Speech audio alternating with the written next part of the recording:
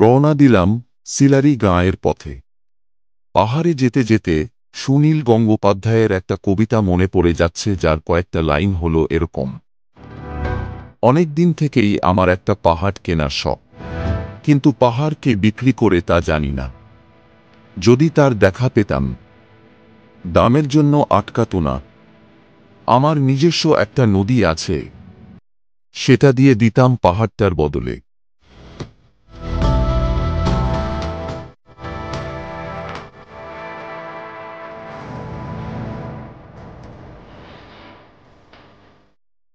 সুন্দর রাস্তা দিয়ে প্রকৃতির শোভা দেখতে দেখতে আমরা চলেছি অজানার উদ্দেশ্যে।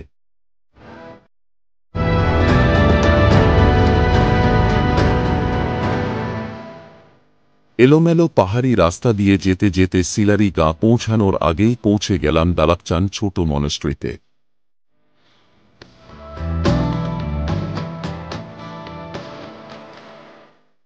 পাহাড়ে ঘেরা এই ছোট্ট মনস্ট্রি সব পর্যটকদের জন্য একটা আকর্ষণীয় জায়গা।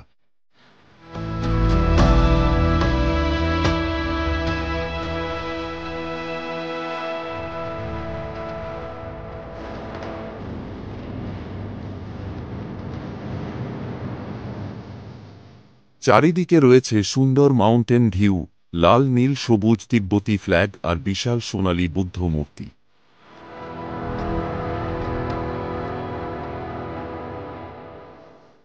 সব মিলিয়ে মনে হবে চীনের কোনো অজানা গ্রামে পৌঁছে গেছি আমরা।